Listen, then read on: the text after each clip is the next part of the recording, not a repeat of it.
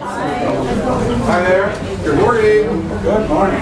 My name is Duncan Scott. I'm one of the co-organizers of the party, and I want to welcome you all very much. We had a tremendous response to this presentation, and glad to see you all. There may be some people coming in a little late. Parking was a little tricky, so appreciate your help in making room for people as they come in. The Santa Monica and LA Tea Parties were organized 5 years ago. We're going to celebrate our 5th anniversary next month. And I'm happy to announce, and even my co-organizers don't even know this yet, that yesterday, our combined membership, we had a 1,000th enrollee sign up yesterday. Anyone who suggests to you that tea parties are fading away or going defunct, they haven't seen our membership or our members and what we're doing. I'll just give you a real brief hint, and I know we want to get started with our program really quick, but I know some of you came here through Ayn Rand Institute, and we're so happy to see you here. I'd just like to tell you a little bit about what we're doing, and we're hoping that you'll consider joining our group and getting involved with our activities. In just recent months, we've had talks in support of free speech, against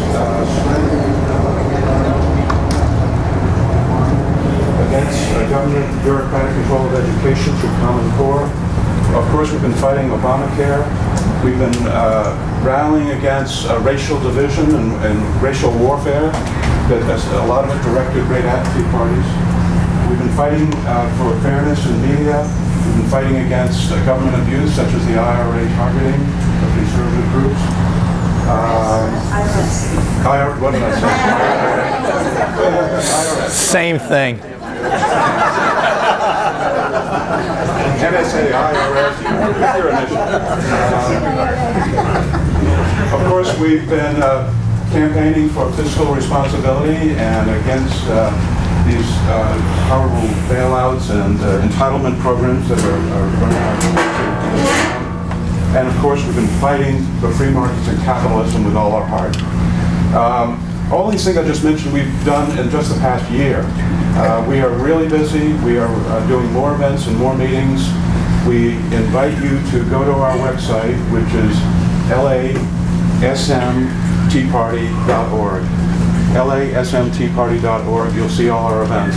But to really be in the loop and get our mailings, you need to take another step, which is go to our Meetup site and sign up there. That's where we do all our communicating through meetup.com. There's instructions on how to do that at the first website that I mentioned. So I really welcome you all, and I hope you'll consider joining with us. The next two events, real quick. Just this Wednesday, the 19th? Yeah. We're having a free movie screening of the movie Blue, which is to show how extreme environmentalists are aiming to rob our freedoms through these environmentalist programs. As a free movie, there's still some seating available. You can RSVP through the website or through Meetup. In March, we're having a meeting on the U.S. Constitution under siege. And it's really a hot button issue right now with all the executive orders and the abuse of the laws of our land. Not only executive orders, but in so many other ways. We're going to be discussing all that in March. I should mention that we're videotaping this event, and you can, your friends who couldn't see it, you'll be able to see the whole talk on our website and on YouTube.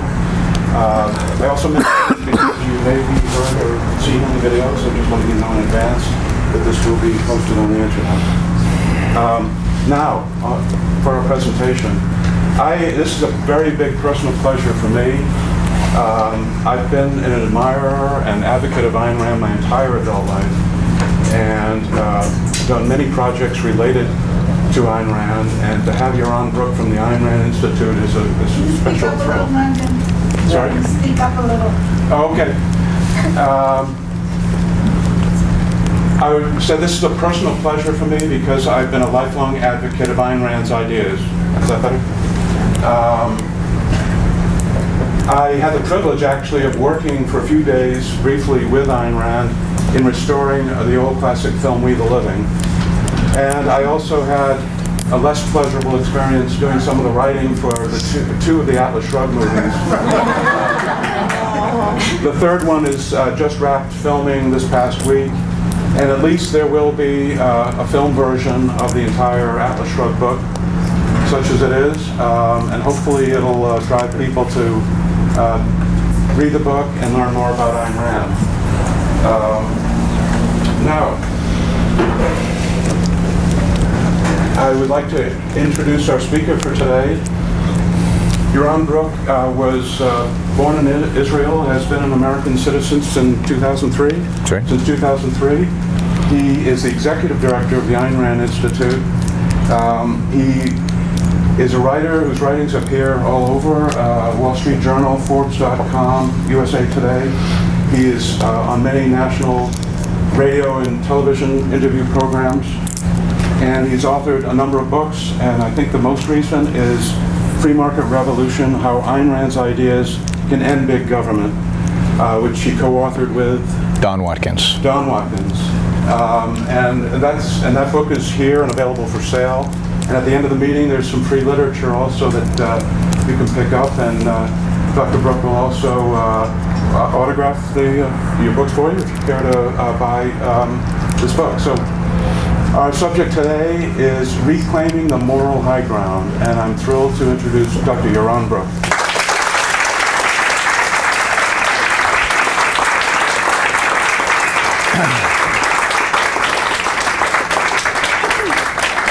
Thank you all. It's hard to believe that here in Southern California we need air conditioning on February. You know, one of the things working for the cause of liberty, for the cause of freedom and capitalism, and talking to Tea Party groups and other groups that are focused on this area, one of the things we all have to realize and we all have to understand early is that we're losing. We're losing big time when it comes to economic freedom, when it comes to economic liberty, when it comes to capitalism. This country, the West more broadly, is moving in the wrong direction. And that this is not a new phenomenon. It is not that we've been losing since Obama got elected. Obama, while he might be the devil, was preceded by many, many devils. Yeah. We have been moving in this direction for 100 years. 100 years, almost unstopped. And I know Ronald Reagan's a huge hero and everything, but even Ronald Reagan didn't stop it. Government grew under Ronald Reagan. Spending grew. I mean, right now, I miss him, given what we have, right? But put it in the historical perspective.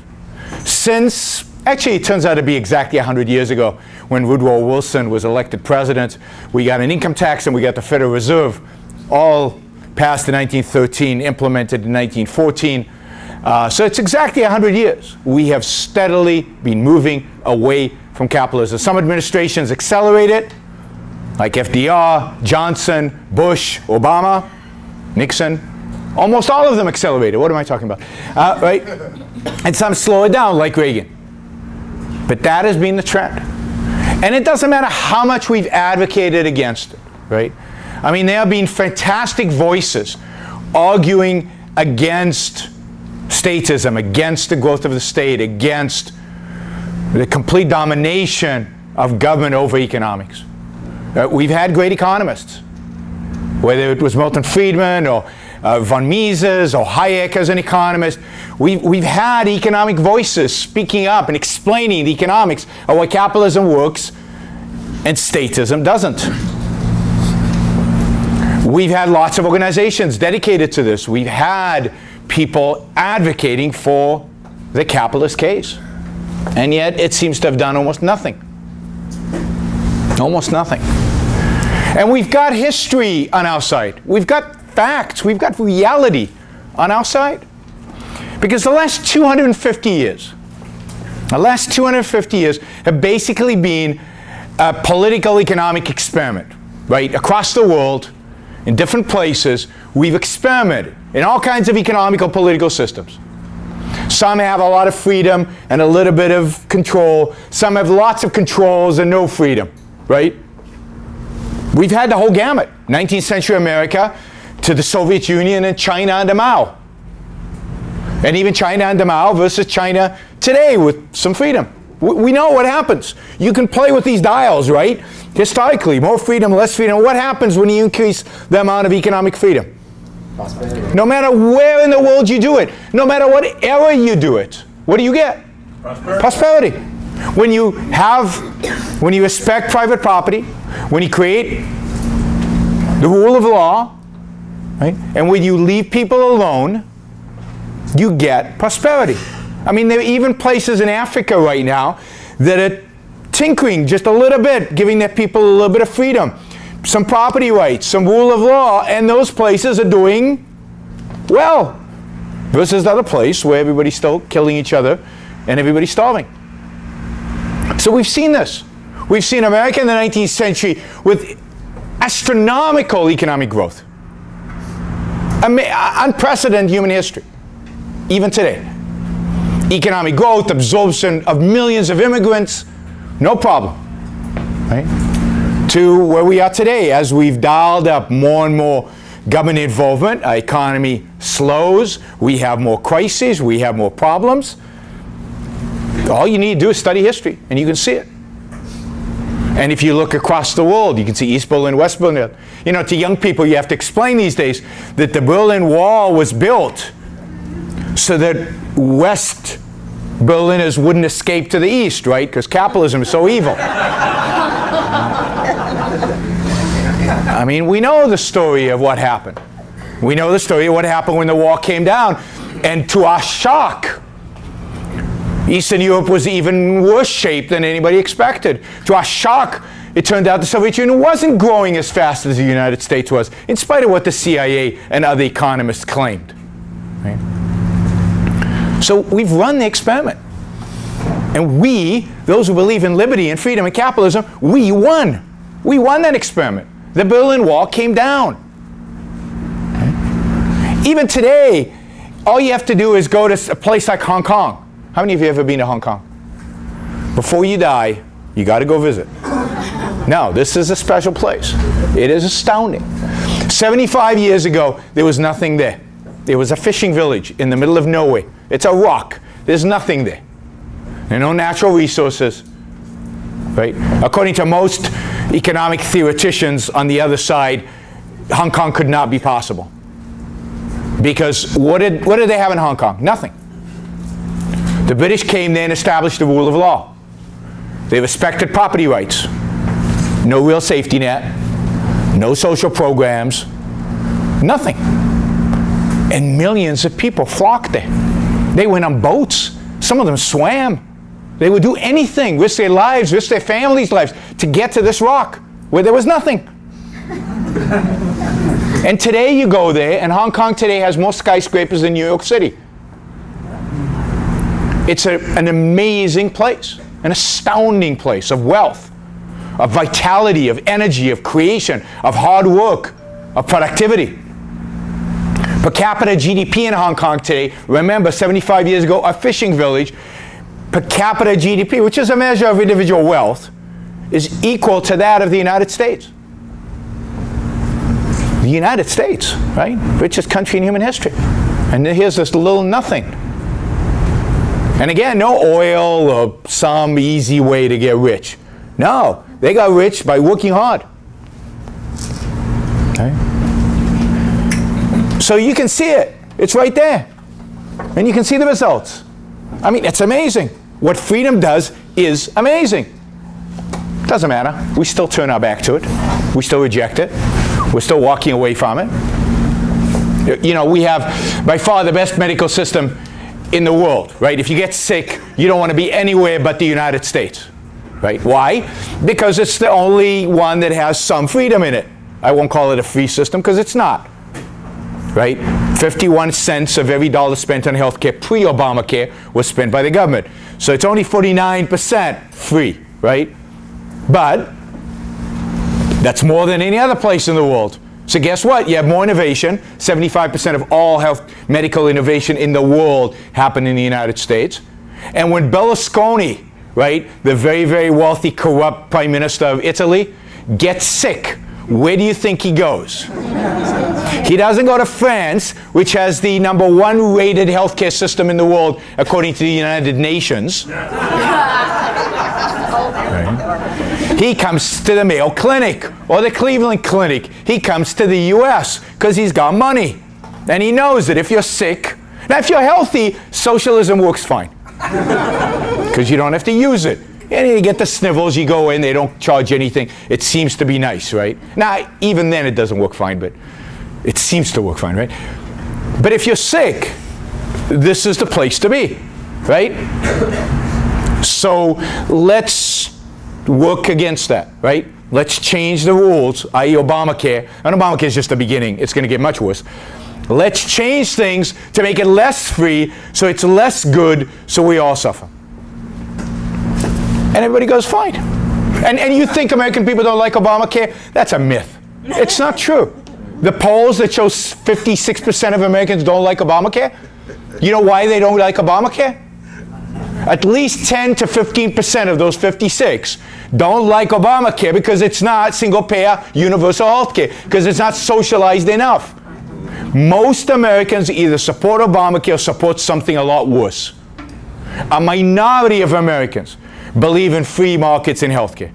A small minority believe in real free markets in healthcare. But it works. Who cares? I mean, that's how it works across the board. You look at industries in the US. Where do we have all the innovation and creativity? Where does the innovation come from? You know, in iPhone type stuff, right? Programming. Unregulated places. There's no regulation on, very little regulation on this. Programming, there's almost no, you don't need to be a licensed, you don't need to get a government license to write a software program. You need a government license to shampoo hair in California, but not to write software. Software that runs our airplanes, software that runs our nuclear power plants, software that runs these things. You don't need a license for that. And surprise, surprise, it works. I'm not sure I trust the woman shampooing my hair because she got a government license. But the software works, right? Have we learned anything that innovation happens here? We're basically driving the same automobiles as we've been driving for 50 years. I mean, in the edges, they made them more efficient here or there, but the basic internal combustion engine is the same, right? And the only way, anybody have a Tesla? No. Good. I hate Teslas because rich people drive them at my expense, right? I'm subsidizing it. You're all subsidizing it, and they get to drive it. People who don't need a subsidy, nobody needs a subsidy, but certainly they don't. Yeah, we're all subsidizing it. And they also think then that, ooh, I'm driving a clean car, right? A friend of mine, Alex Epstein, calls the Tesla a coal car. Because to run a Tesla, you have to burn coal to make electricity so that you can charge up your Tesla, right? But there's no innovation in automobiles. You know the last innovative thing we did in air travel? Remember the Concorde? Yeah. Concorde, yeah. And what did we do to that? We grounded it. Why? Because we regulate those things to death. There's no innovation because there's regulation. You want innovation. You want innovation in energy. You want innovation anyway. Get rid of the government, right? We know this. This is history. So why doesn't it happen? Why are Americans or people in the West so eager to turn their back on a system that has been so incredibly productive, so incredibly wealth creating, has raised the whole of humanity, or almost of humanity, up from where? Where was all of humanity 250 years ago? The Dark Ages. Yeah, basically, right? So people talk about income inequality, right? It's worse today than 250 years ago. There's more income inequality today than it was 250 years ago, right? It is. 250 years ago, everybody was poor. Everybody. 98% of the population was poor. There's a wonderful graph. I can't draw on this wall, but you know, this is time, right? This is the time axis. We'll start 10,000 years ago. And this is wealth per capita, right? And the graph goes, starting 10,000 years ago, goes like this. Fluctuates a little bit, basically flat, and then goes like that. Like that. When does that happen? Yeah, about 1776, nice date. Because of the Declaration. What else happened in 1776? See how educated. Wealth of Nations was published. Adam Smith, first real book in economics. What's that? First Independence Day revolution. Yeah. And Wealth of Nations, right? So it's the beginning of capitalism, the beginning of the Industrial Revolution, approximately. Everybody was poor 250 years ago. Everybody. And again, we're turning our backs away from this. So what is it? There's something about capitalism. There's something about free markets that we, as a culture, resent, that we reject, that we find abhorrent, that we turn our backs against it every single time. Okay? Every single crisis that happens, who's to blame? Capitalism, bankers, Wall Street, free markets, always. We don't even, before we even know the information about what happened, right? Before the economists have even studied it, we know. It has to be Wall Street, it has to be. Why? What is it about capitalism that's so abhorrent? What's capitalism about? Self-interest. Yeah, she's a shortcut. What's capitalism about? Why do people produce what they produce? Happiness. Greed. Why greed? Why do they produce what why do they make an iPhone? Because they make money. To make money, right? To make money. Steve Jobs made these to make money. They have high profit margins, right? 60%. You guys go to work to make money, right? Now, is it just about money? No. I mean, Steve Jobs loved this. He loved it because it was his vision, his idea. He wanted to do it. It was his passion. So why did they make iPhones? Because Steve Jobs wanted to. Because Apple believed it was in their self-interest to make iPhones. And we like them. And we like them. Because I went to buy my first iPhone. I went to the mall, right, in 2008 when they first came out. The economy was spiraling out of control. And I went to buy my first iPhone because I wanted to stimulate the U.S. economy. Because I know that all of you go to the mall because you care about your fellow man so much that you want to make sure they have jobs. And you go and you consume to make jobs available to people, right? And you pay a little bit extra when you can. So, right. Yeah, why do you go to the mall? To satisfy whose values? Your own. Your own. So capitalism is the system of self-interest. Producers produce because it's in their interest to produce. Consumers consume because it's their interest to consume. The marketplace is a place in which we meet in pursuit of self-interest. You go to one of those Turkish markets and you buy a rug and you're haggling, right? Altruistically, right? And all markets are that. All markets are a place in which we go to fulfill our needs, our desires, our values. We go to buy things that make us look good, feel good, make our lives better. Right? And we produce because we love it, because it gives us pleasure in making stuff, and because we can make a living at it. A good living, hopefully, in some people, and an unbelievable living. Right? Capitalism is about people's pursuit of their own self-interest. To make it kind of harsh, right? It's about selfishness. It's about people being selfish. Selfish meaning pursuit of their own lives, pursuit of their own values. Right? That's what it's about. That's what free markets do. Right? And we all know this. We all know that businessmen are there to make money. You know, when people tell me the financial crisis was caused by greed on Wall Street. That's right. Before 2007, there was no greed on Wall Street. Well, of course there's always been greed on Wall Street. Wall Street's always been about making money. That's it. Right? It's about making money. We can we can discuss whether that's a good thing or a bad thing, the making of money. It's a great thing, but that's what it's about, and we all know it. And it's about making money for themselves. It's about being self-interested. And yet, what do we as a culture think of self-interest? I don't know. I mean, I was brought up in a good Jewish household, right? And my mother taught me to think of myself last, to think of others first, to be selfless. Now, she didn't mean any of that. She didn't. But you have to advocate for that, because that, we believe, is what our moral code is all about. Being good means being selfless. Being good means being self-sacrificial. It's not about taking care of yourself. Taking care of yourself, putting your own interests first, is viewed negatively. It's viewed as bad.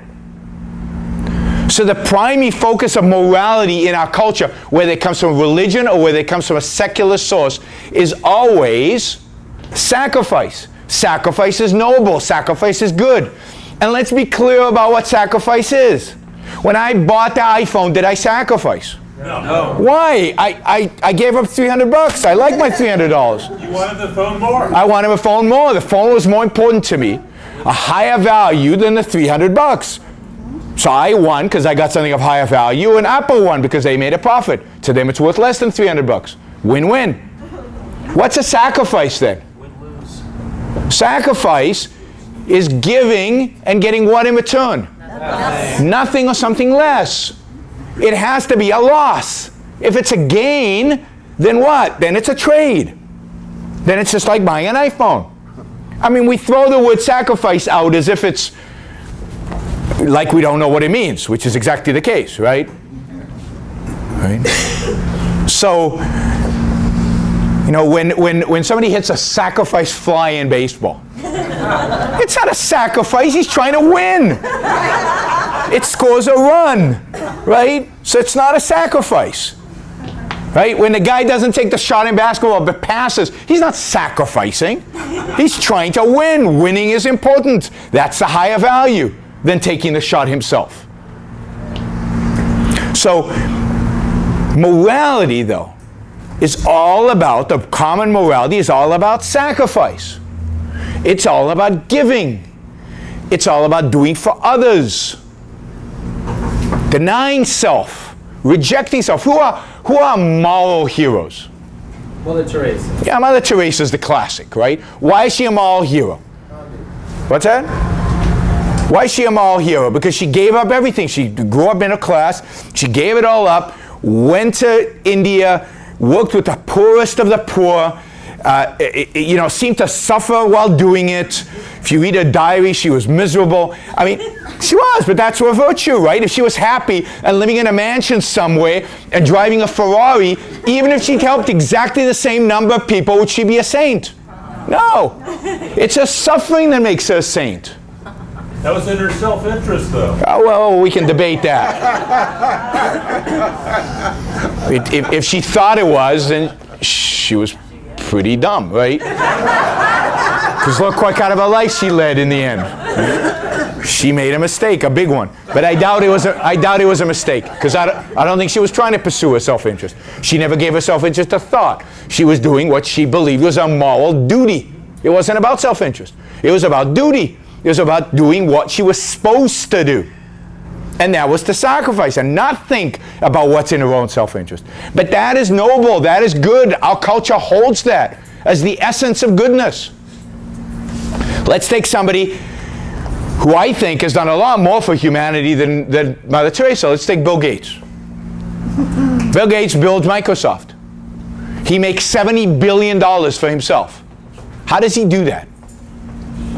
Helping a lot of people. Helping a lot of people, right? We're all better off for Bill Gates. We pay $100 for his software. How much is the software worth to us? More. More than 100. It turns out a lot more than 100. Because if we really thought of the impact that the software has had on the whole world around us, it's worth thousands of dollars, if not more than that, to each one of us. And through that software, he's impacted millions and millions of people. I'd argue billions of people. Almost every person on the planet has been touched by Microsoft. Would we have an internet the way we have it today if not for Microsoft standardizing across all these platforms across globally, right? Would we have driven down the cost of computing so cheaply if not for that standardization? Now, I'm talking as somebody who's owned only Apple products since 1991, right? And it's still true, absolutely true. That Bill Gates has changed the world in profound ways. He's done more for the good of humanity, if you will, by making $70 billion, by the literal act of making that money, than any philanthropist has ever done and ever will do. How much moral credit does he get for that? Zero. Zero. Actually, a little bit of negative. Because how dare he have $70 billion? How dare he make money? Now, when does Bill Gates become kind of a good guy? He leaves Microsoft, so he's not making any money, God forbid, anymore. And he's giving it away. He's giving it away. Common core. And how would we get Bill Gates? How would we get Bill Gates to be like Mother Teresa, like to be a saint? Like sainthood from the Pope. What would he have to do? Give it all away. He'd have to move into a tent, and if he could show a little bit of blood, he would have to show, he'd have to repent for all that being selfish. Then he'd be a moral hero. Now, we still view Bill Gates as kind of a business hero, but not as a moral hero. Our morality and our sense of business are completely separated. So think about the culture we live in. And this relates to this moral high ground idea, right? We live in a culture that respects giving back as if you took something, right? Respects philanthropy, respects charity. I'll give you one more story. I was at an awards dinner in South Carolina. Businessman Lifetime Achievement Award for businessmen. Lifetime achievement. This is a big deal, right? And I was a keynote speaker, but they gave the awards out first. So they give the awards out, and they come up and they read these long bios, 10-minute bios, right? About lifetime achievement. A minute to 2 minutes on their business achievement, 8 minutes on their philanthropy and community service. Now, I have nothing against philanthropy and community service, but give me a break. Where did these people spend most of their effort? On the business. Where did they change the world more? In their business. Where did they help people more? In their business. They hired people, they had suppliers, they created wealth in the community, and they took care of themselves and their families. They pursued their own life. They made something of their own life. That's the lifetime achievement. I made something of myself. That's the achievement. Philanthropy, community service. I mean, 1776, the U.S. was a third-rate colony. 1914, the U.S. was the mightiest industrial country in the world. That 140, 50-year span, we did that because of what? Community service and philanthropy? The United States became the strongest economic power in the world because of business. Because of profit-seeking businessmen. What?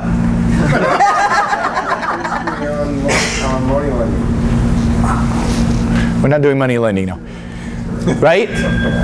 From 150 years, that was all business. That was all profit-seeking. It wasn't philanthropy. I mean, again, I'm not against philanthropy. But we live in a culture where that is the moral ideal. Building, creating, employing, who cares? Giving the stuff that you created away, oh, that's wonderful. That's noble. That's amazing. Okay? So, giving away, noble. Creating, Bill Gates, Mother Teresa, wow. Bill Gates at Microsoft, Bill Gates philanthropy, wow. That is sick. Yes. That is sick. That is killing this country. It's killing this country. Because this morality of being selfless, of sacrifice being the noble ideal, of giving, of contributing, of sharing, that's a morality consistent with what? Failure. Christianity. With socialism, with collectivism, with statism. That's a morality that says your life is not yours to live as you see fit. Your life belongs to your neighbor. Your life belongs to the people that need stuff. Your life belongs to whoever's needy out there. Your primary moral responsibility is to them, not to yourself. Not to go out into the marketplace and do the best that you can for you. But your whole moral responsibility is to people you don't know. People who need. Right? Philanthropy, that's the most important thing in the world. And I see it all the time among businessmen. You know, they're going to finish, they're going to retire, and then they're going to do something good in the world. What have you been doing the whole world? I mean, really? I mean, but they've bought into this notion that business is a negative. Why? Because it's selfish. Because it's about self-interest, and self-interest is bad. That's the moral high ground that the left has. The left dominates that. And the right can't challenge it because it agrees with it. The left and right both agree on this morality. There's no disagreement. We all agree across the entire political spectrum that the whole point of life is to sacrifice for others. The point of life is to live for the sake of other people. It's that you're all born with a moral obligation to serve. You are your brother's keeper. You're your brother's keeper. You're your brother's keeper from the moment you're born. And if you're young and healthy, then it's fine to sacrifice you to the old and sick, which is what Obamacare does, right? Right? If you're young and healthy, you pay a high premium. If you're old and sick, you pay a low premium, lower. We equate the premiums with sacrificing the young and healthy for the old and sick. That's exactly what Obamacare is. But nobody objects to that. Nobody's riled up about that. Nobody's excited about that because it's your moral responsibility to sacrifice the old and sick. They own it. What's Medicare? Medicare is the largest redistribution of wealth in human history.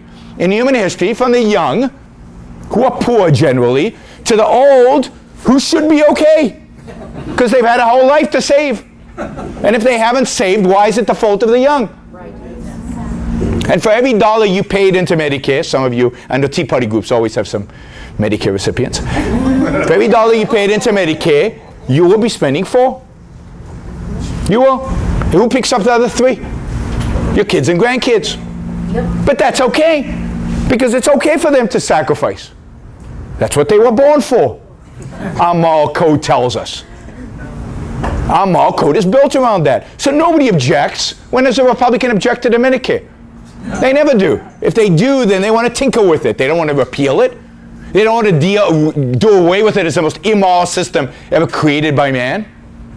No, it's fine. Well, maybe I'm exaggerating. One of the most immoral systems ever created by man. But it is. It is. It's a massive system of sacrifice. Okay? But we view sacrifice as good, as noble, as virtuous, as moral. So that is the moral ideal. That's why the right can't win. Right? So when Social Security is passed, the right gets all upset in the 1930s. The Republicans get upset, oh, this is bad, don't do this, it's bad for the economy. They always only make economic arguments, never moral arguments, because they can't challenge it morally. And then once it's established, what do the Republicans do? Nothing. Well, it already exists. And it's not a bad thing to help old, poor people at the expense of young people. That's okay. That's what Social Security is, again. There's no retirement account for you, right? They can't say anything. And then the 1960s come along, and in the early 60s, the Republicans are fuming. They're so upset at Medicare and Medicaid. Ooh, they're going to pass this, and they're fighting against it. Listen to Ronald Reagan from 1964. He's fuming. He's so angry. He objects to it. He riles against it. He makes all the right argument from an economic perspective. Even some moral arguments. And then as soon as it's passed, Republicans are going to save it. They're the biggest offenders of Medicare. They can't challenge it, because challenging Medicare and Social Security means challenging their moral beliefs. And they can't challenge the moral beliefs. They can't do it. I mean, even with Obamacare, they're struggling. You know why Republicans, this is inside stuff, why Republicans never offered an alternative to Obamacare? I mean, a cohesive alternative to Obamacare. Free market. Why? Because they couldn't deal with the pre-existing conditions. Because what do? People have pre-existing conditions. Insurance won't insure them. So what do? You have to treat them. It's our moral duty. It's our moral responsibility. You have to do it. They don't have an answer. So we sacrifice a little bit for those guys. So they let Obamacare pass. And now they won't repeal it, even if they had a chance. If Romney would have won, you guys are delusional if you think he would have repealed Obamacare. He would have tinkered with it. He would have changed it. He would have adapted it. He would have done some of the things Obama's doing anyway, because he has to, right? Because it doesn't work otherwise. He would never have repealed it. Because they can't. When was the last time a Republican repealed anything? Anything. Did they repeal Social Security when they had the House, Senate, and President? Did they repeal anything Johnson did? The last time they reformed any redistributive program was welfare reform, and that was Clinton. Republicans can't do it because they agree on the moral high ground. They agree on what's good and bad. They agree with the Democrats. There's no disagreement. Just a matter of tinkering at the edges. That's where they disagree. If we want to win, I want to win. I don't know about you guys. I value capitalism. I value freedom. Then we have to reject this morality. This morality is wrong. It's anti-life. It's anti-human life. I am not my brother's keeper. I'm not. I don't like many of my brothers. I ain't helping them. The ones I like, I'll choose to help them. Sometimes I can help them. Sometimes I can't. My kids need my help more than my brothers. I'm going to help my kids first. I don't love my neighbor like myself. I don't. I love myself much more than I love my neighbor. And I don't believe anybody who tells me otherwise. I mean, some people do. But that's because they don't love themselves. So it's easy to love their neighbor more than themselves, right? This is the test, right? I ask an audience, how many of you love your neighbor like yourself? And a few people will raise their hand. And I say, okay, but let me ask you this. How many of you love your neighbor's children more than your own? And nobody raises their hand. Then why hold that up as a moral ideal? It's ridiculous. Of course you're going to love your children more. They're yours. Of course you should love your life more. It's yours. You get to live it. You don't get to live somebody else's life. So this whole morality of selflessness and sacrifice and placing other people's well-being first has to be trashed. It has to be rejected. And we need something that defends what self-interest really means. Now, the problem with that is the idea of self-interest being corrupted. Guess who corrupted it? The people who want to believe in self-sacrifice and selflessness and everything. So what have they taught us about self-interest? They taught us that self-interest means what? Selfishness. Well, what does selfishness mean? Just replacing a term. Evil. Well, what does it manifest itself? What kind of behavior? Robbing people on the street. Yeah, robbing people in the street. So when we point to the kid in the back there and say he's selfish, do we mean he takes care of himself? No, what we mean is he's a lying, stealing SOB. He will do anything to get his way. He'll stab us in the back. He'll lie, steal, or cheat. He'll do anything to get his way. When we think of being selfish or self-interested, we think of Bernie Madoff. Was Bernie Madoff self-interested? Did he act selfishly? Yeah. No. Really? How did that work out for him? So think about this. If self-interest means taking care of self, did Bernie Madoff take care of himself? No. Did he get money in his pockets? Yeah. Is money what life's about? No. No. How did he get the money in his pockets? Did that make him happy or miserable? Miserable. Just ask him. He'll tell you that life in prison, he's happier in prison today than he was before he was caught. Why? Because when you lie, steal, or cheat, how many of you ever lied? Don't. How's it worked out? Make you happier? Makes you more successful? Thrill in life? Just, fantastic feeling, right? No, lying sucks. It's hard work. It never works out.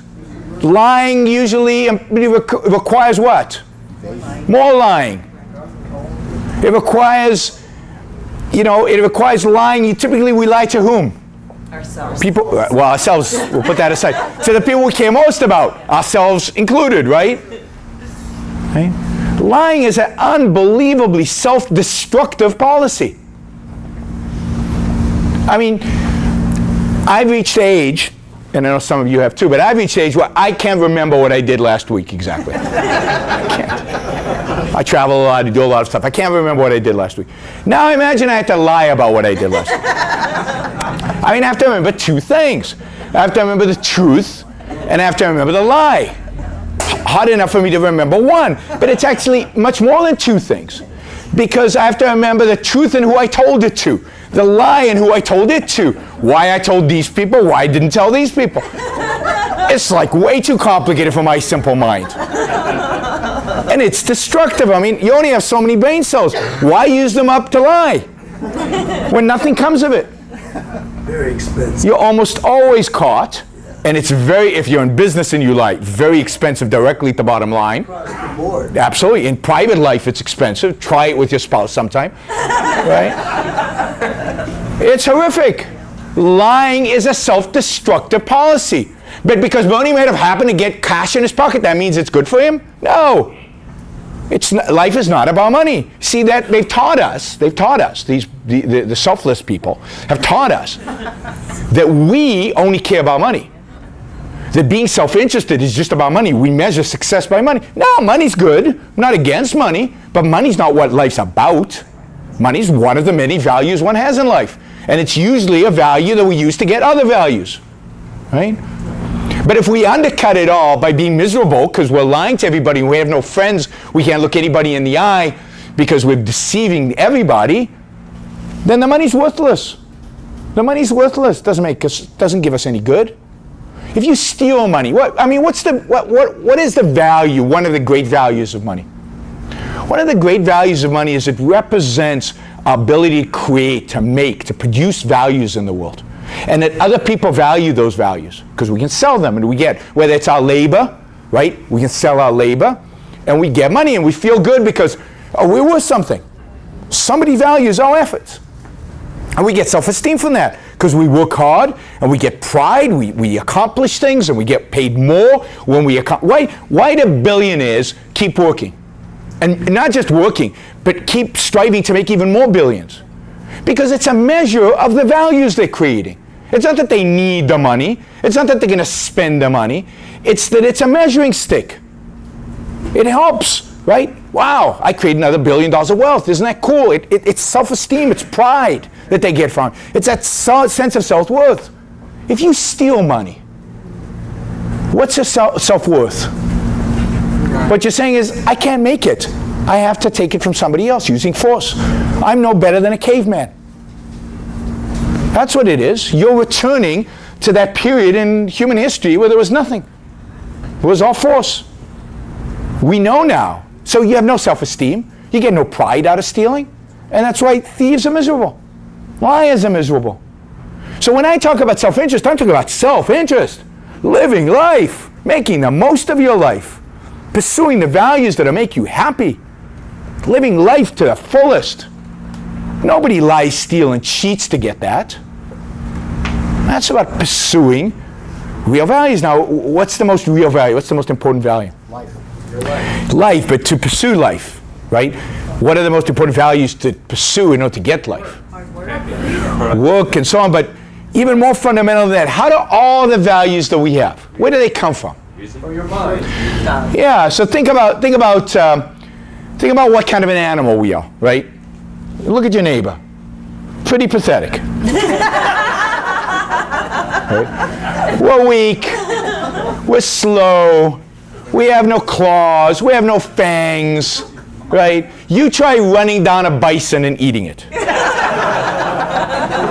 or facing up the saber-toothed tiger. We lose, right? As a species, we shouldn't be around. So why are we here? Not just here, but thriving. Because of our mind, because of our reason. Every value that we have out there is a product of our mind.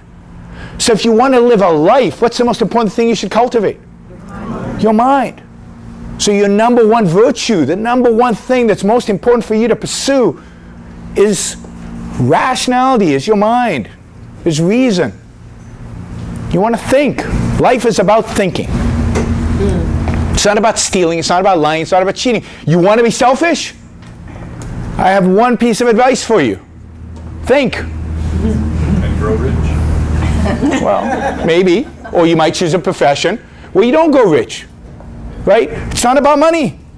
I chose a profession. Well, I'm not going to have a PhD in finance, right? Could have gone to Wall Street. No, but I chose to teach. Because teaching more fun than money for me. Maybe not for you. So we choose what is going to make our life the best that it can be. That doesn't necessitate money. I mean, again, I'm far from me to be against money, right? I'm all for money. But it's not the only thing. They want to paint us as it's the only thing. It's the left that are materialists. It's the left that all they care about is money. I care about life, about happiness, about success. And you can't have no money, but you don't have to have gazillions in order to have that. Right? So being truly self-interested is about thinking. It's about pursuing your own life, your own values. It's about making your life the best that it can be. It's about human flourishing. Aristotle talked about this. Aristotle's the last moral thinker before Ayn Rand to talk about immorality, or the purpose of morality, is to give us the tools to flourish, to make the most of our lives. And that's Ayn Rand. That's Rand's moral code. It's about rational self-interest, rational long-term self-interest, which is the only kind of self-interest. There is no other kind of self-interest. It's about rational long-term selfishness. There is no other kind of selfishness. If selfishness means taking care of self, there is no lying, stealing, cheating selfishness. I call Bernie Madoff self-destructive. I call crooks and thieves and everything self-destructive. They're not self-interested. Now, what kind of socio-political world does somebody who's trying to pursue their own self-interest want to live in? Free one. A free one. Why? What is important to somebody who wants to pursue their own self-interest, wants to pursue their own life? They want choices. Who do they want to make the choices for? Their mother? Mother government sitting on their shoulder telling them what soft drink they can have and not have? No, they want to make their own choices. Life is about making your own choices. And you're going to make mistakes. And what's going to happen when you make mistakes? If you're rational, if you're selfish, you'll learn from them. And you'll become better. Look at the life of Steve Jobs or many, many successful people who've had to fail. But learn from that failure. Grew from that failure. So being rationally self-interested, you want to be left free. What is the enemy of the mind? What is the enemy of reason, the enemy of rationality? Force. If I put a gun to the back of your head and say from now on, 2 + 2 = 5. If you behave as if 2 + 2 = 4, I shoot you. Can you build a bridge? Can you program a computer? You can't even cook a meal. You can't use your mind. If somebody is forcing you to a non-truth, somebody's forcing you to go against reality, you're dead. So the enemy of reason is force. So if I value reason because I value my life, then I want to live in a world free of force. I want to live in a world free of coercion.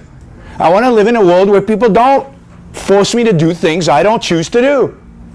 Whether I'm right or wrong, again, I'm going to make mistakes. And that's what political freedom means. Individual rights, as the founding fathers conceived them, are rights to free action, to act free of coercion. All it means to say you've got a right to life, it means you have a right to live your life as you see fit, free of other people forcing you to do things you don't want to do. That you have a right to pursue your rational values independent of other people's decision making. That's what the founders mean. That's why it means freedom. So what we need is a moral code to justify the notion of freedom, the notion of individual rights. And once you have a moral code like that, then it's easy. Does Obamacare make any sense? No, it reduces my choices. It forces me to subsidize other people. It's complete nuts. It's immoral. It's insane. Of course, I'm not going to vote for it. Does Medicare make sense? No, for the same reasons. Does public education make sense? No, for the same reasons. You can ask me about public education if you want in the Q&A. I mean, all of these statist notions don't make sense because they involve sacrificing me to something else. And it's wrong. But you see, once you have the morality down, everything else flows. Everything is easy. Everything else makes sense. And you have something to stand up against. When you accept their moral code, you can't challenge their policies.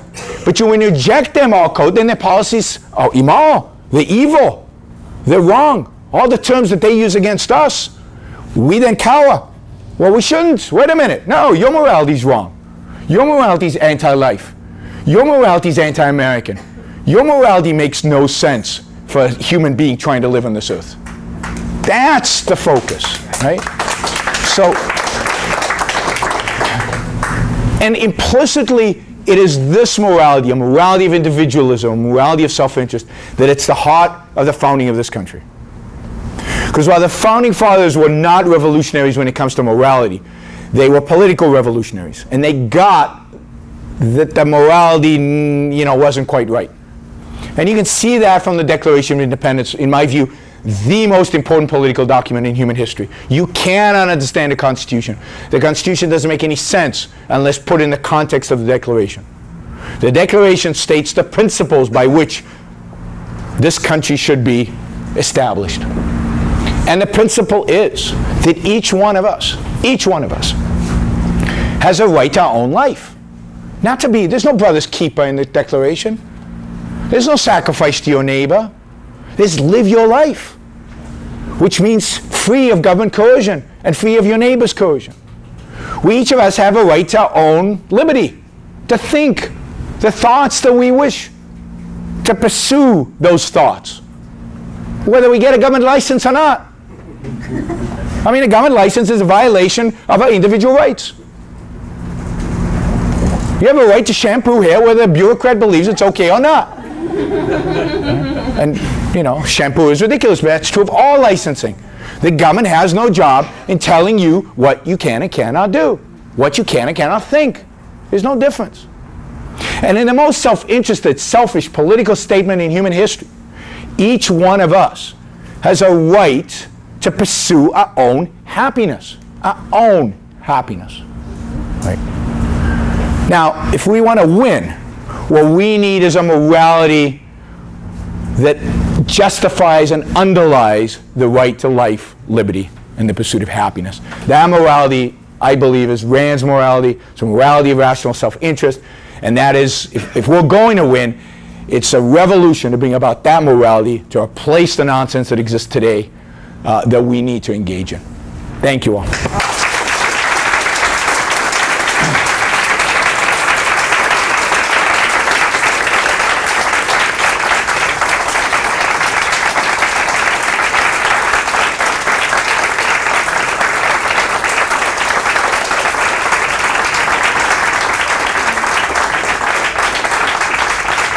Thank you. We're going to have a question and answer period. Would you like to just recognize people, or would you prefer I can do it. It's easier. Please try to make your questions and not long statements. There's a lot of people here, so there's probably going to be a lot of questions. Thank you very much. I just wanted to make a question about your statement about the Republicans never did anything or do anything. Clinton, it's true, reformed welfare, but he did it because of a Republican Congress. It wasn't Clinton that did it. And the other thing is, it was that we never did anything about Medicare. It was Newt Gingrich that introduced a program that said we'd get rid of Medicare and it would wither on the vine. And he got, you know what happened to him because of that statement. So Republicans have tried. Have they been successful? Absolutely not. They've been dismal in terms of their successes. Well, you're being way too generous to Republicans. I mean, let's remember that under George Bush, when they had the House, the Senate, and the White House, we saw the largest expansion in the welfare state in America since Johnson with Part D of Medicare. Just general government spending out of control during those 6 years. Put the war aside, even independent of war-type spending. Everyone, many of the regulatory agencies that we make fun of today were established under Republican President Nixon in this case. Yes, Newt Gingrich in 1994 to 1994 and a half had had some balls, and it went away very quickly. It wasn't even that they were defeated. It was just that they couldn't stand up to Clinton. And why couldn't they stand up to Clinton? This is my point. Because they couldn't stand up to the moral argument. They were made to look like they were immoral, that it was they didn't care. They couldn't compete in the moral realm. And you see this with Obama. Why is it that Obama doesn't talk economics? He doesn't. Well, he's not retarded. He's very smart. He talks about ethics. He talks about fairness and justice all the time. Because he knows that at the end of the day, morality trumps economics. I'll give you this example, right?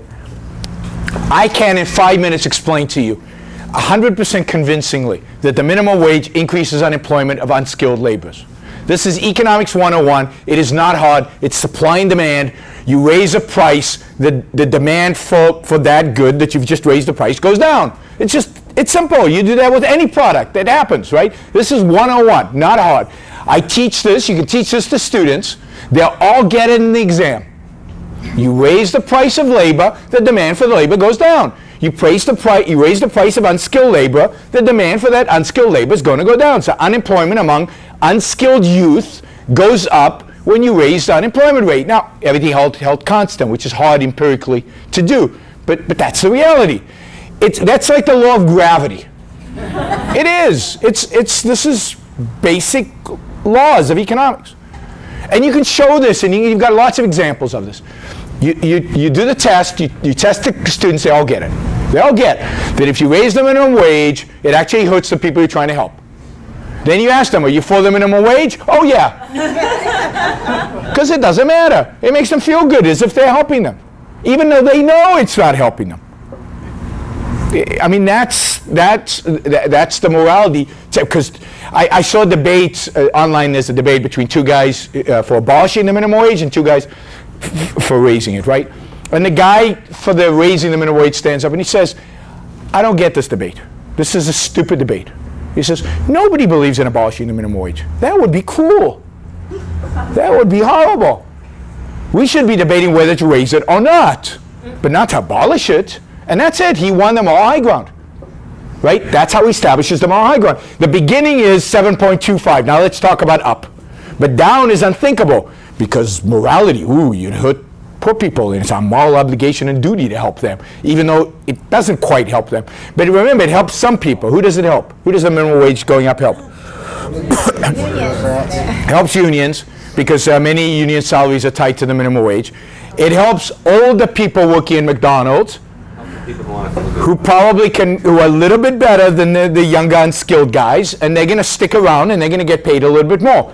So we're sacrificing young inner city kids for the sake of people who already have jobs. But it's sacrifice. That's okay. That's okay. We'll give them a lot of food stamps. Yeah. Yeah, the lady in the back. So the question is, how do you change the American psyche and our culture? And it seems like it's got to start in kindergarten. It's got to start early.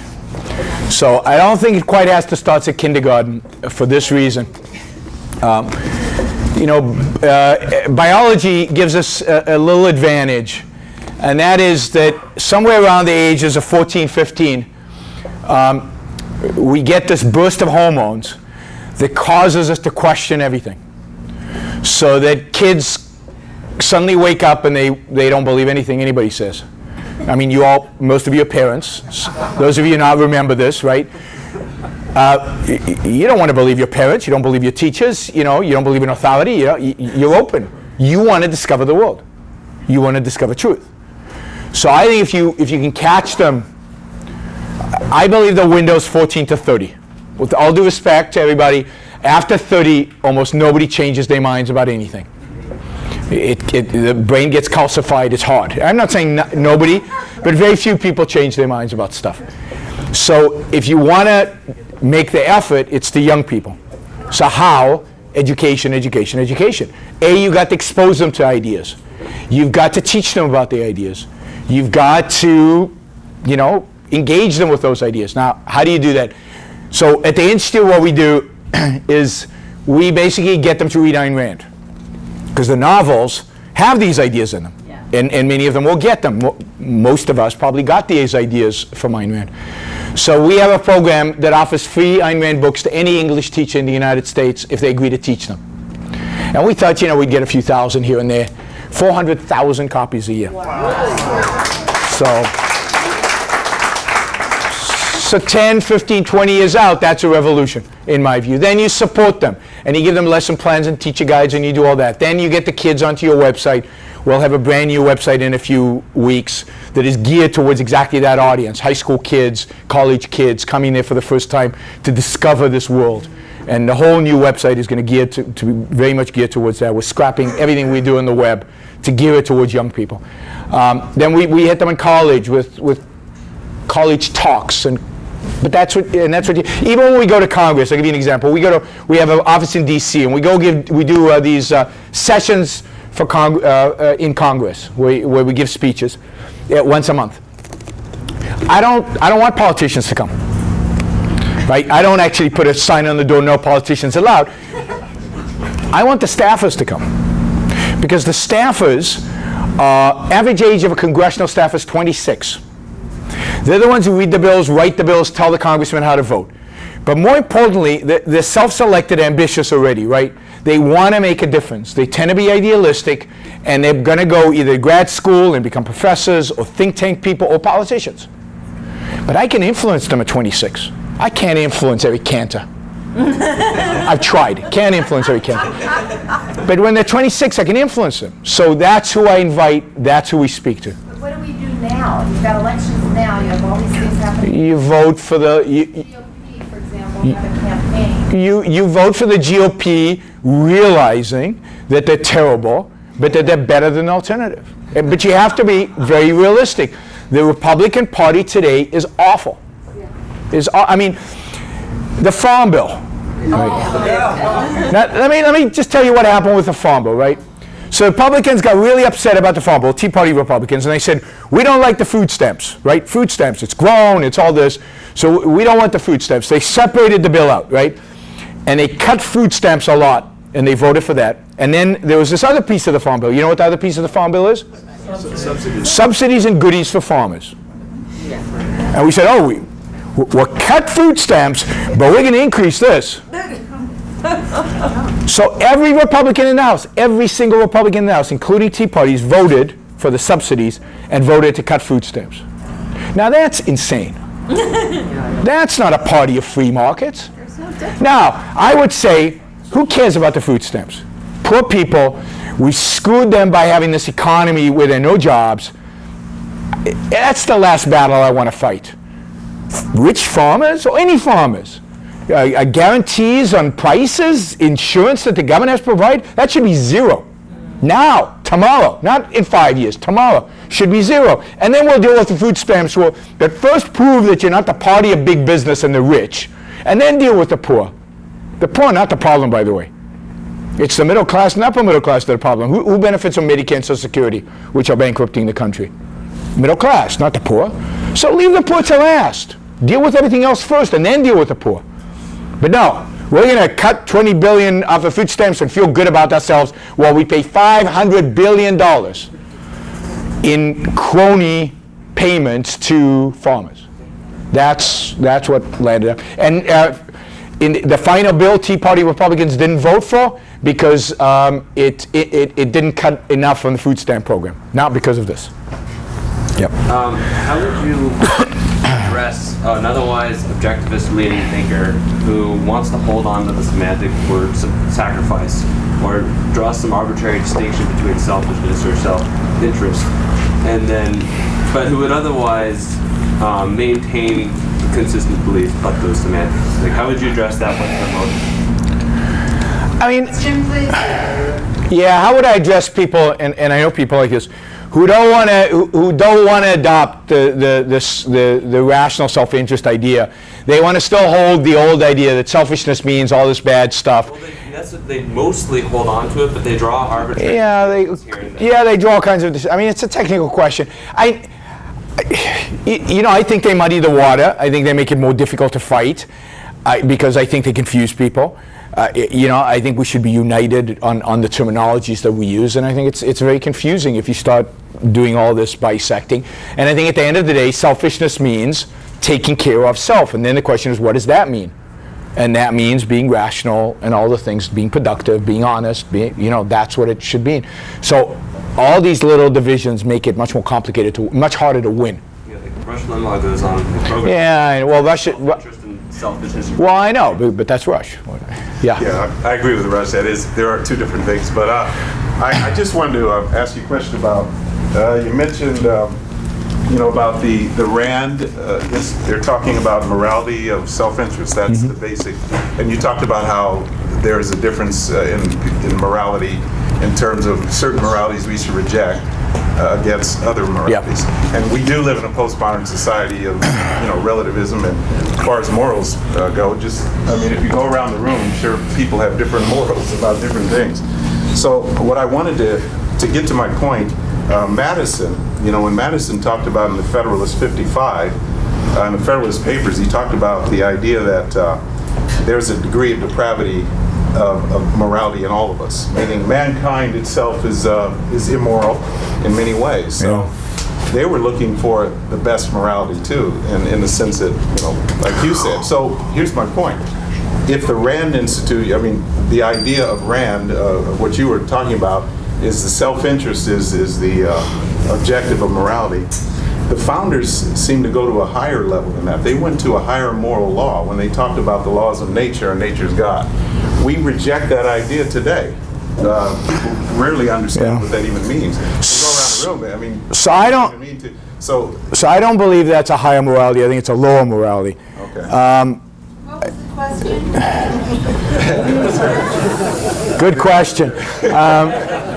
What is the highest morality that we could go to? We could I think go to get our authority to resist the tyranny that's today. Because if we say that the RAND, you know, if we talk about the RAND idea of self-interest, is that a high enough morality to justify resisting the tyranny that we face today? So there is no high or low morality. There's morality and there's immorality. There's good and there's evil. There's right and there's wrong. There's no, you know, there's not a high morality in a sense, I believe, and you might disagree, that there's something revealed to us from higher up. There is no such thing. There are moral philosophies, all kinds of moral philosophies. Some of them, I think, are right. Most of them are wrong. Where they come from people's minds. No matter what you believe, at the end of the day, somebody articulated them. They made it up.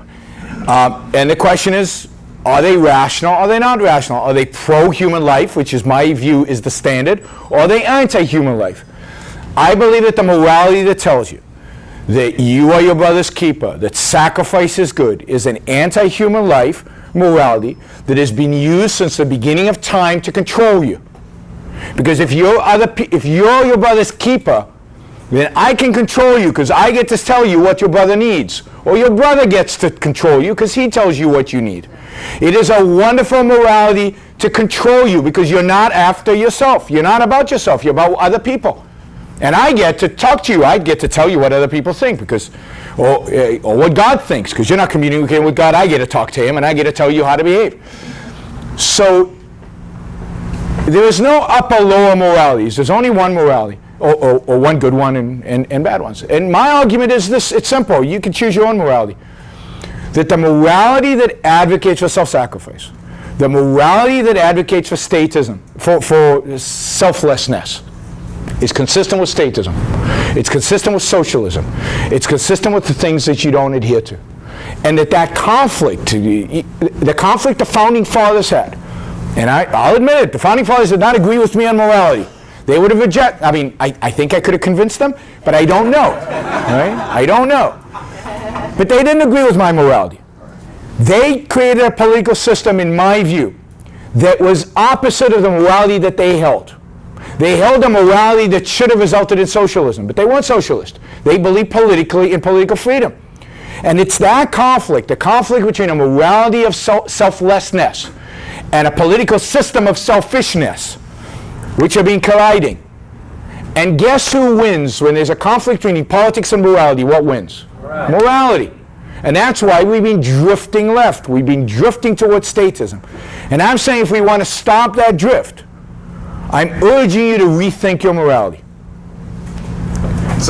I'm urging you to think about what kind of morality the right to life, liberty, and the pursuit of happiness entails. What is embedded in that?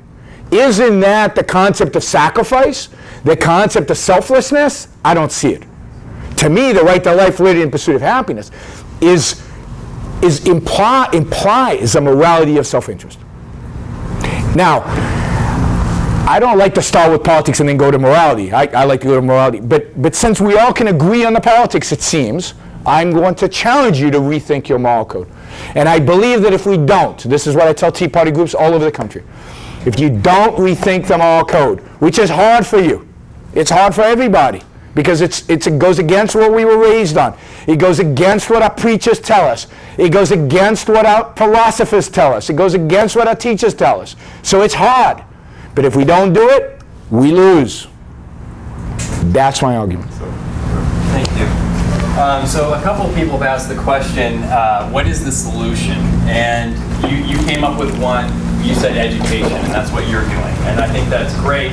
The only problem is that only hits people at the reason, at the head level, and a lot of people aren't reasoning these days. So the question to you, and this is what I'm going to propose, and I want to get your reaction. I think we actually need to start communicating with people at the emotional level in the way that Obama does. He talks about fairness. He talks. So let me agree with you in a certain sense. So let me just say this. If people cannot reason, we lose. We lose.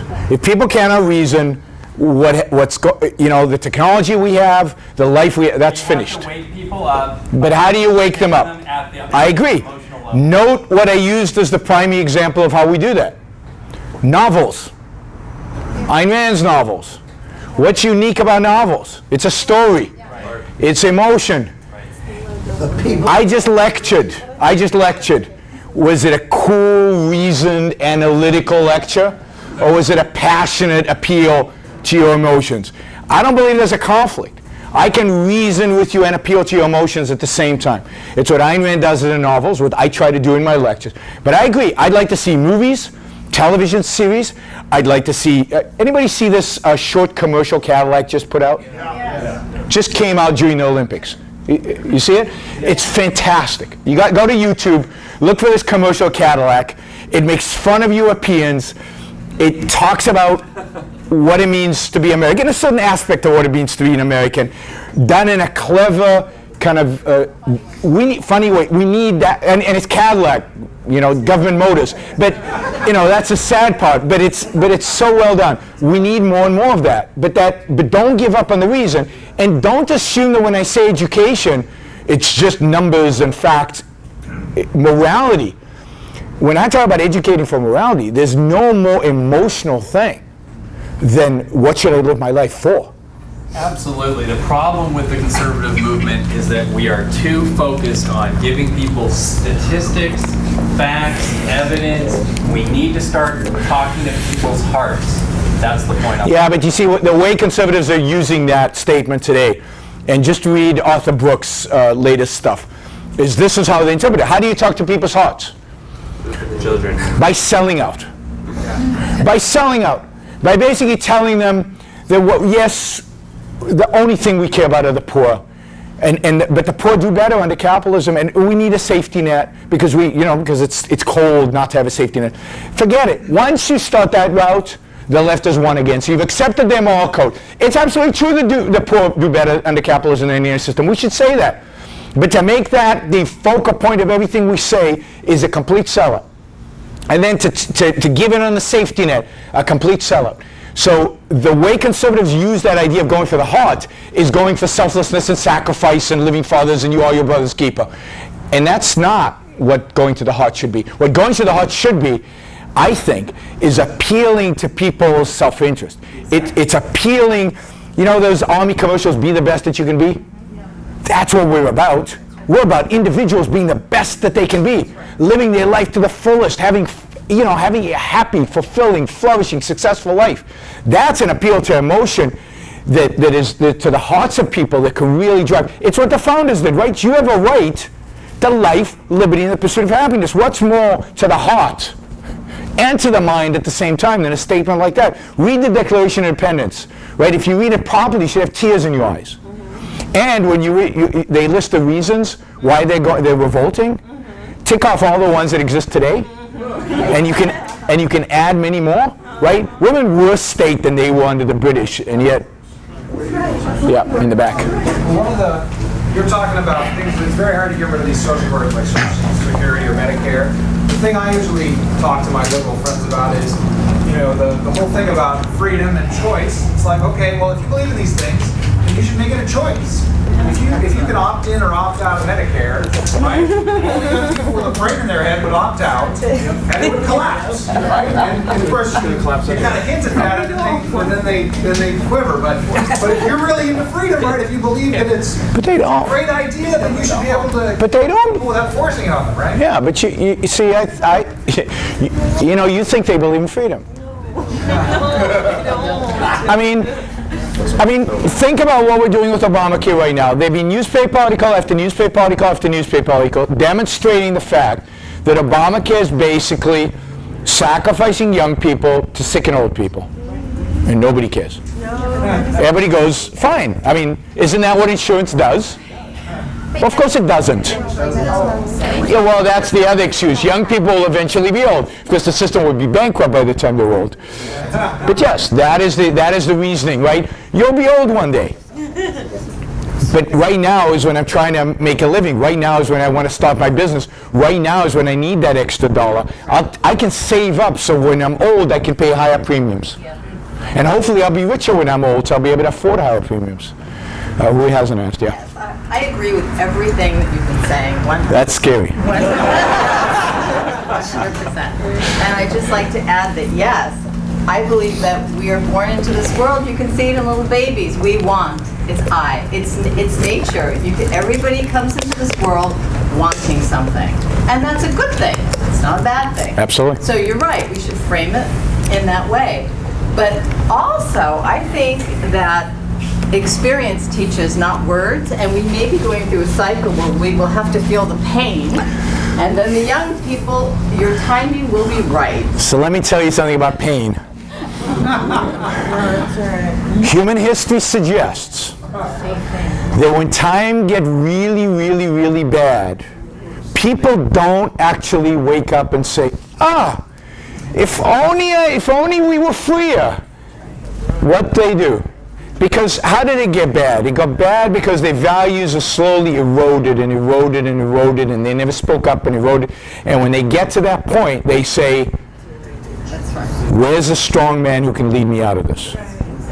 Every example of massive economic decline has led to further decline. When Rome fell, the Romans didn't wake up, oh, if only we'd kept a republic, let's go back to the republic. No, I mean, partially it was too late, the barbarians were already there. And partially it's because they'd forgotten and they didn't know and they were desperate and they wanted somebody to help them. And when the Weimar Republic, the economy was in shambles, they didn't wake up one day and say, oh, all we need is to respect individual rights. That's what it is. No. Here's this guy who promises us a great Germany. Now, there's a hope, and the hope is this, that I think we're heading towards some kind of economic, really bad stuff that'll be much worse than 2008. I think it's inevitable. I don't know when it's going to happen, but it's inevitable. The question is, my hope is this, that we can get the word out there enough so that when the economic collapse happens, there'll be enough people who say, there were these people who were talking about an alternative. And maybe we should try that. Because that is the hope. That there were these books I read, there were these talks I heard, there was the stuff that was out there that actually offered something different, a return to the principles of the founding of this country. And that's the hope, is that they wake up, that the shock wakes them up. But again, there's no example of that in actual human history, so it would be a first if we did that.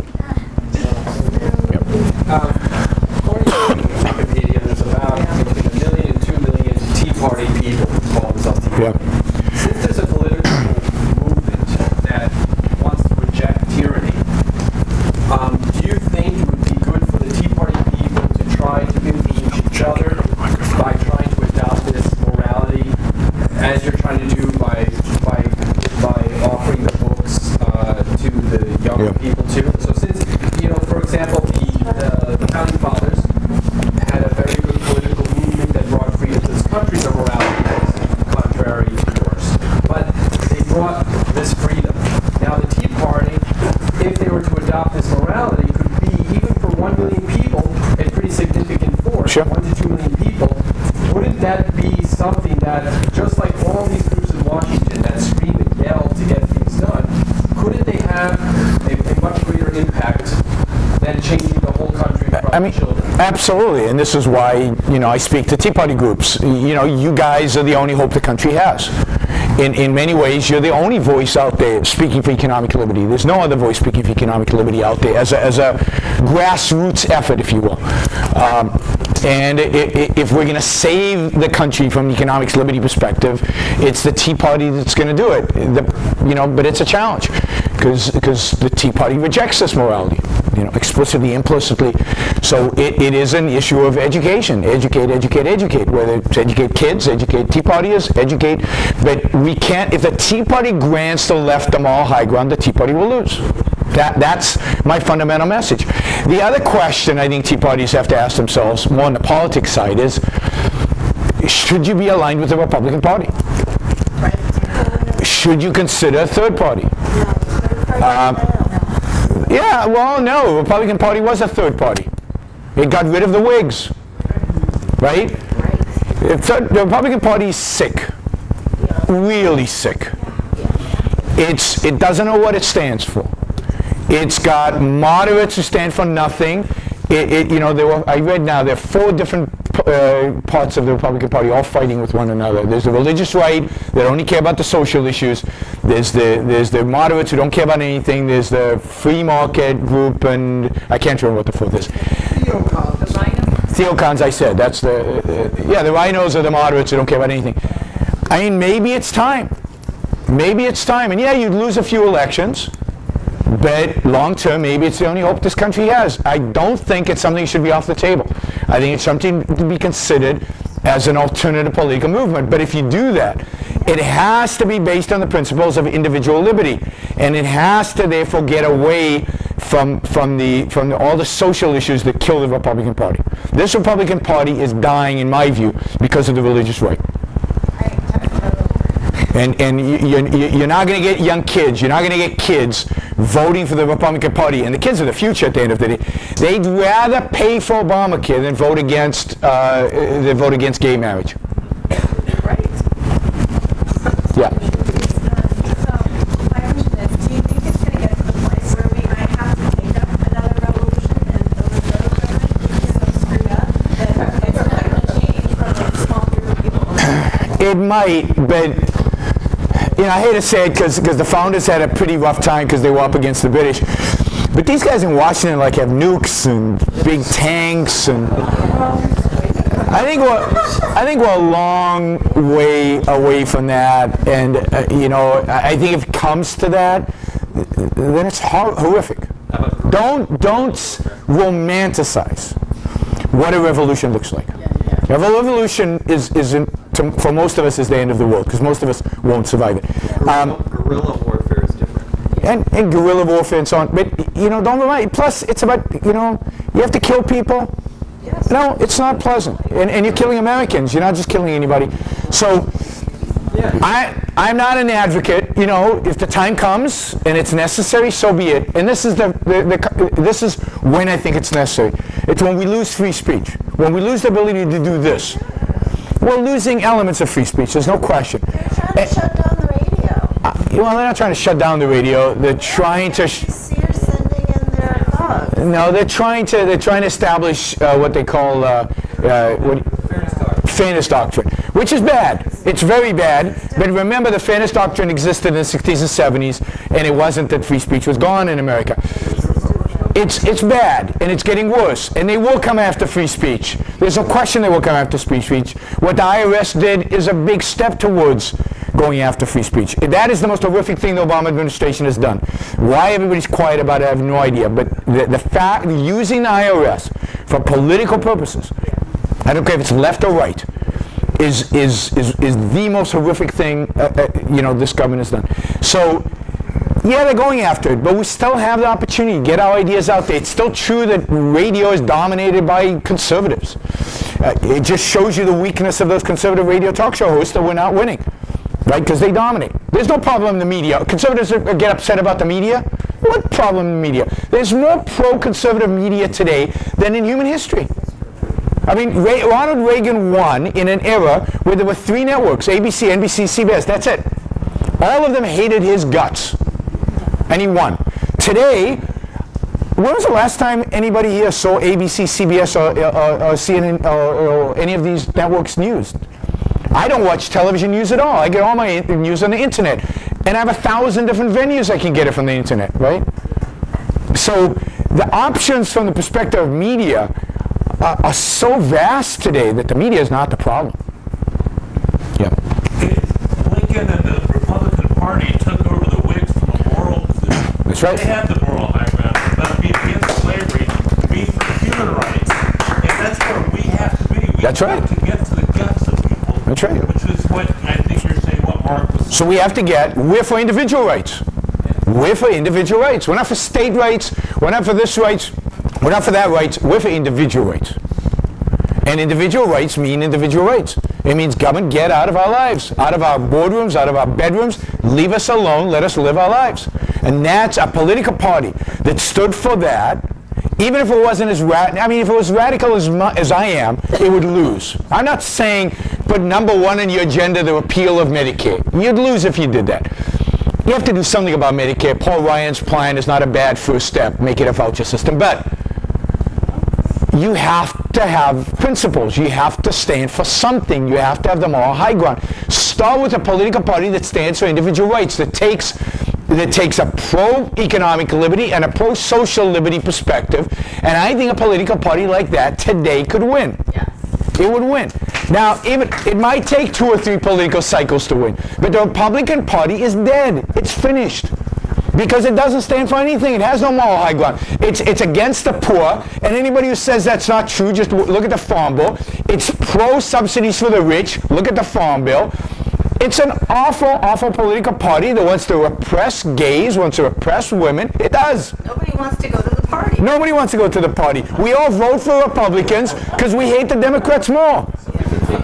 But fine, but there's no indication that that's possible because they have the money and the infrastructure. Replace them. The Libertarian Party is a disaster. Start something new. Start something new. That's my urging of you. Yes. Is religion the basis of this negative moral code? Religion is one of the bases. Religion is one of the bases. Many of this comes from religion. The idea of self-sacrifice is the noblest thing one can do. It comes from Christianity. Many of these ideas come out of religion, but the secular philosophers are the same. For 2,000 years, again, the last philosopher to advocate for a morality focused on human individual flourishing was Aristotle. Since Aristotle, maybe Spinoza, right, came close. But other than that, it has been an orgy of sacrifice and selflessness. Of the individual doesn't matter. The individual's life is not what's important. Indeed, happiness doesn't matter. Why is your happiness important? When the group is out there and they need you to help them. When I look at, and as a pragmatist, the Republican Party is, I don't think we have the luxury of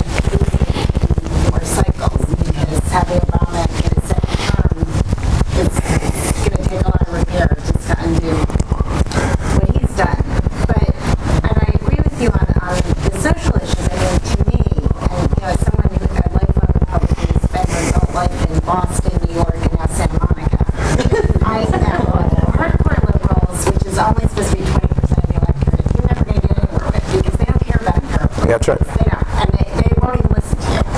But independents listen, and in my experience, the Republican Party uses the independents on the social issues, and what you have to do to win an election is you have to get off these 1950 social mores. It costs you the independents. But the Republican Party cannot do that. Well, if they don't, is it better to have another Democrat president? I mean, that's... No, if the Republican, I agree with you. If the Republican Party got off the social issues, wow, that's great. But they can't. But they can't because their base is the evangelical South. That's their base. That's where it is. So you can't win without that. Yeah, you can't win without the evangelical South. And that's. Would they rather have Obama? I mean, would they rather? Yes, in Ohio, many people did not come and vote. The reason, if you look at the actual statistics of this election, Obama got fewer votes than he did in last election. The problem was Republicans didn't show up, particularly in places like Southern Ohio, which is evangelical, and they wouldn't vote for a Mormon, and he wasn't religious enough, so they'd rather have another Obama. I mean, don't argue with me. I'm not arguing for that. I'm just telling you that's the reality. If you got California, which is a 45 I know. state, who needs them? But for that, you need a third party. You're not going to change the Republican Party in that sense.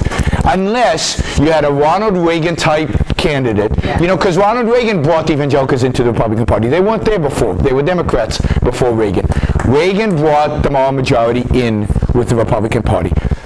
To get that part of the Republican Party out is going to require some great leader, which doesn't exist because all the good guys on economic policy right now within the Republican Party are socially right of Attila the Hun, right?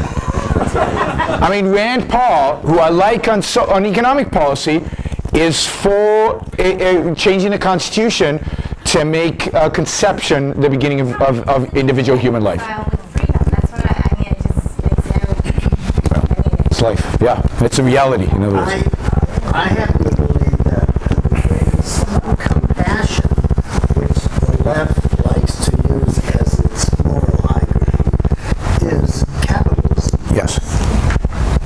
Why isn't somebody selling that on the right? Well, I mean, Arthur Brooks is selling that.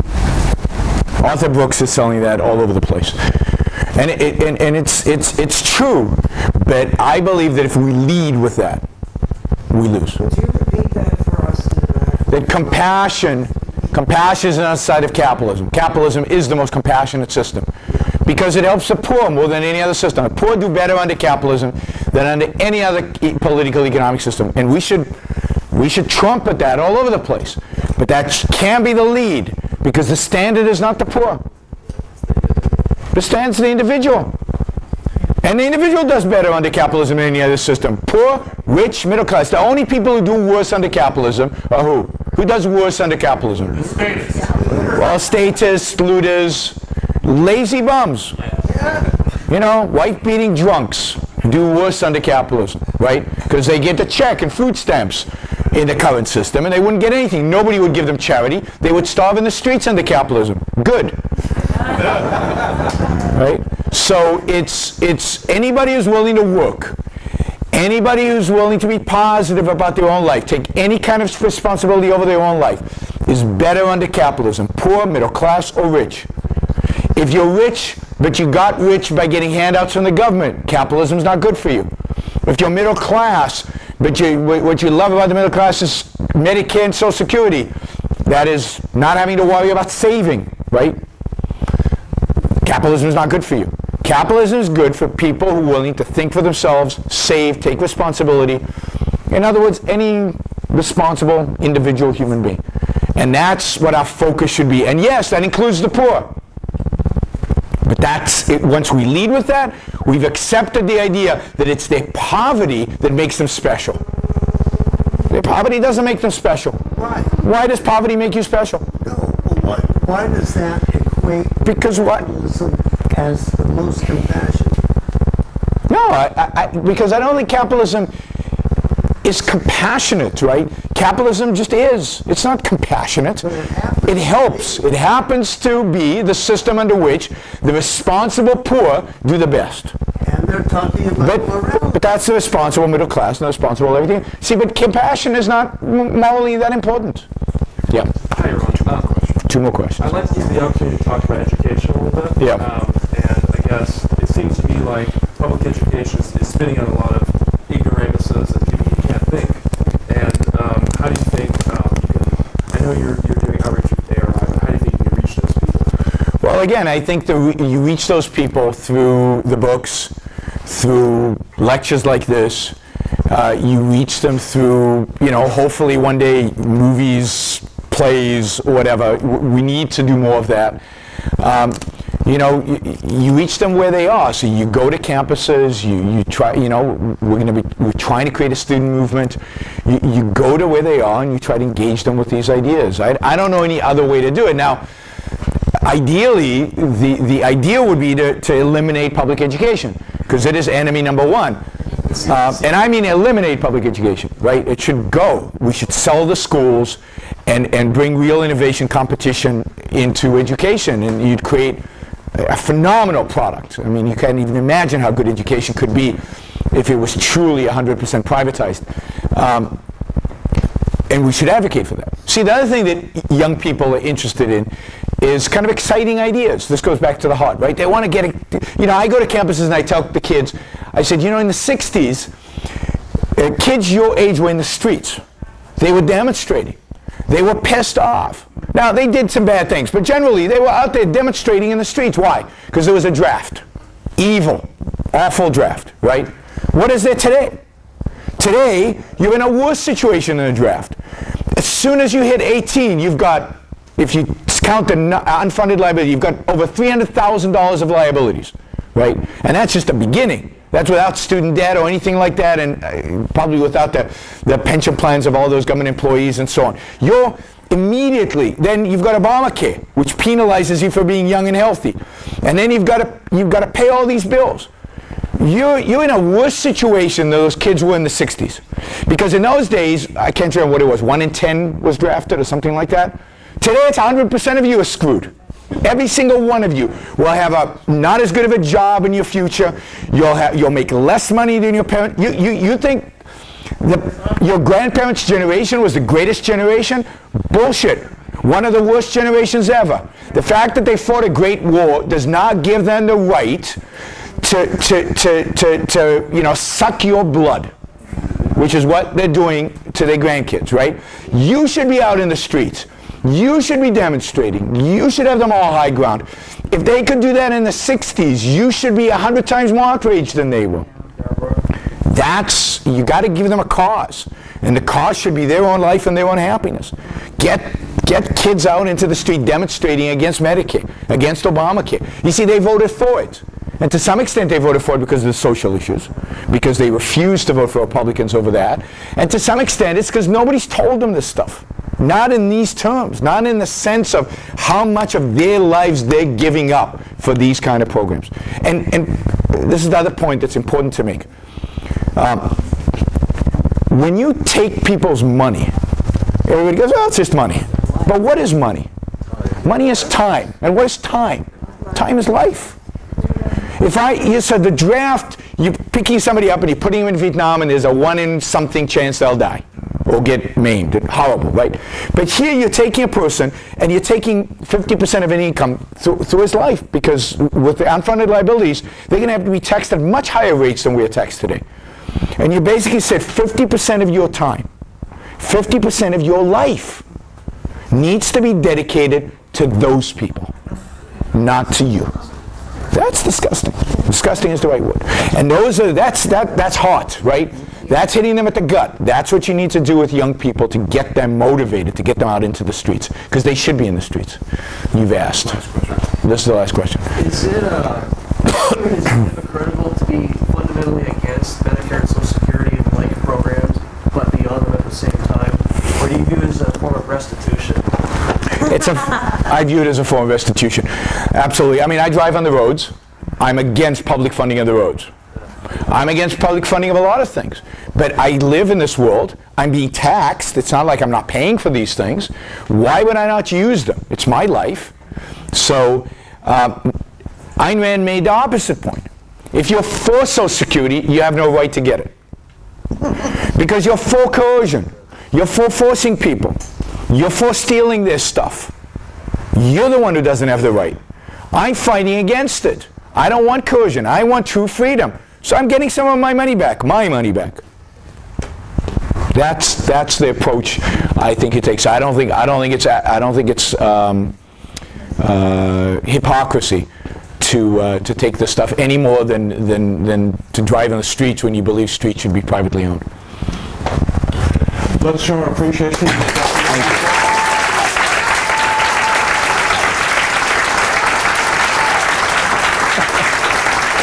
Thanks.